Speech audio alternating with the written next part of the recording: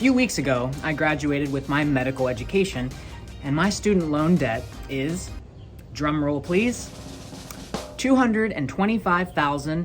And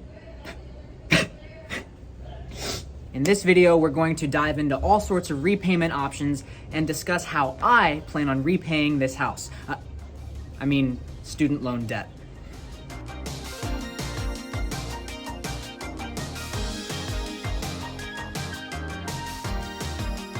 In this video, we're going to go in order of free money to some more expensive options, and stick around to the end to learn about today's sponsor, Stride Funding. When you combine the undergraduate debt with medical school, the Association of American Medical Colleges 2019 report estimates that the average student loan debt is north of $200,000. And even though the earning potential is higher than average, you won't get to enjoy these earnings until later in your career unless you really have a good repayment strategy. Now, every financial situation is different. I encourage you to do your own research outside of this video, but here are some repayment options that you should consider. All right, let's start with the big three, as I like to think of it.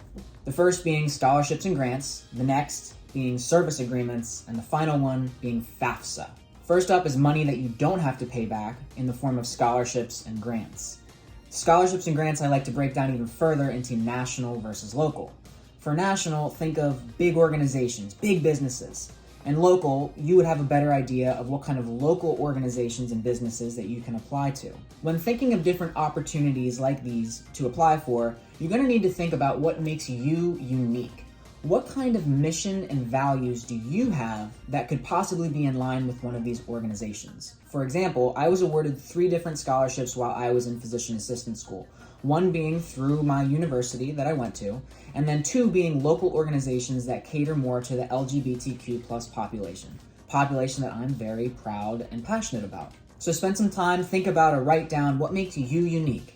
Who are you? And brainstorm some organizations or businesses that probably are in line with your mission and your values. Next up in the big 3 is going to be your service agreements. And there's all different kinds of these, and they come in many different forms. Broadly speaking, these service agreements are kind of like scholarships in that you get free money out of it, but in return, you agree to work for these different places for a set amount of time. The first being the Public Service Loan Forgiveness. This states that if you work for a government agency or a nonprofit, that after 10 years of qualifying payments, all of your loans will be forgiven, no matter the outstanding balance. There is a ton of information online for the Public Service Loan Forgiveness, or PSLF, and it is an income-based repayment model. Another one of these options would be the National Health Service Corps, NHSC. In fact, 2 of my colleagues in physician assistant school were awarded these scholarships in these service agreements. There's a couple of different kinds. Some of them just pay off some student loans, and I believe the other one actually pays you a stipend while you are in school. And the other service agreement I want to mention is the Health Professions Scholarship Program. This is through the Army, the Navy, the Air Force, and you're going to agree to a certain amount of time spent in the military, and in return, you're going to have your tuition paid for and a living stipend.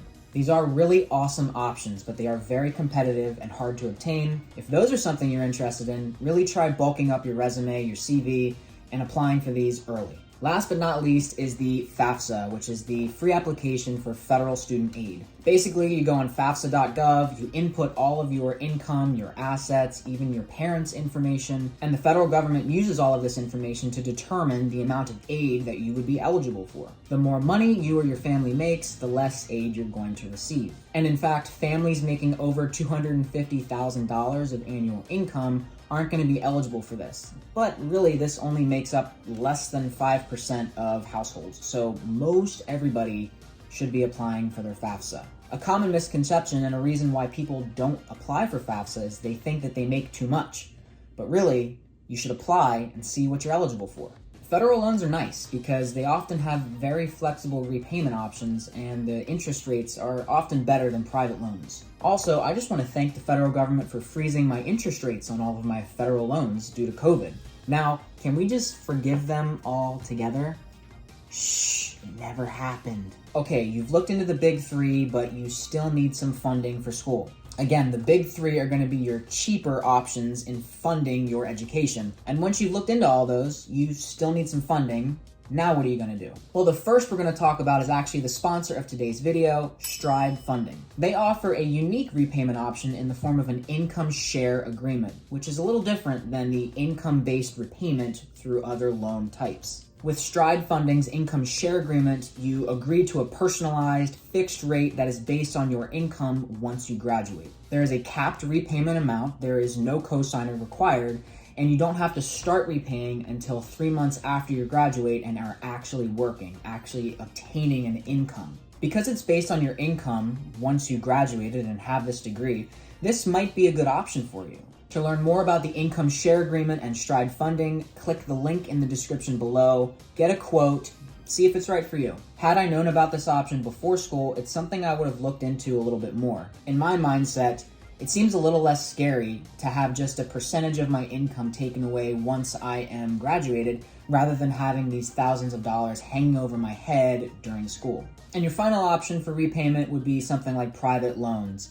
This is going to be something you'll have to shop around for as well. Sallie Mae, your local banks, local credit unions, places like that. Look around for good interest rates, keeping in mind the federal interest rate for their loans kind of as a baseline. And wherever you go, be sure to discuss the different repayment options that they might have. The future is filled with twists and turns, so you want to be able to have different repayment options should something happen. Please don't think I'm an expert in any of this stuff. You should totally do your own research. Some places to go to for more information would be your school's financial aid office.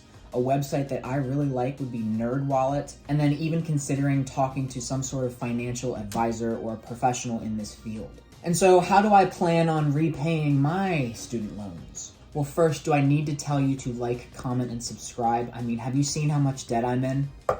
Hello! So here are the two umbrellas of my loans. I have Stafford loans, which are direct unsubsidized loans, and I also have Graduate Plus loans, both of which are eligible for the Public Service Loan Forgiveness. And I would do the Public Service Loan Forgiveness, however, I'm not all too confident that I'll be working for a government agency or a nonprofit for an entire 10 years of qualifying payments. Because the fine print of this program is that it has to be 10 years of qualifying payments. There's no such thing as partial credit. So what I'm doing to pay off my loans is not paying off the maximum amount that I possibly can every month in order to quickly and most efficiently pay down my loans. But instead, what I'm going to do is opt for a lower monthly payment and take that money that I would otherwise pay off my loans and reinvest that money. Stay with me here because it's kind of in the weeds, but I think you'll get it. Let's take something like the stock market, which returns on average about 10% per year. So instead of paying more for my loans every single month, I'm going to reinvest that money into the stock market at a higher percent return. Therefore, I will take advantage of something called compounding interest. This is something where the initial amount that you invest gets interest on it, and then that interest goes back into the principal, which grows, and that gains more interest, and more interest, and more interest. Now, this won't work if your interest rate on your loans are greater than that 10% return for the stock market. And of course, if the stock market doesn't return that 10% that you're kind of banking on, well, then it's not really an ideal situation, and you're going to be repaying your loans for longer than you expect. Of course, this is a little bit risky, but I personally feel secure in where I'm at right now to do this option. Of course, this requires you know a little something about the stock market or real estate or wherever you're going to reinvest your money, but just be mindful that aggressively paying the maximum amount for your loans every single month might not be the best option for you. Again, everyone's situation is different. Please do your own research and email me if you have any questions. Plus, this is a community, so please comment below if you have any other insight into anything that we talked about. Good luck with school, have fun, enjoy the journey. And also check out Stride Funding if that tickles your peach. And don't forget to live your life out loud.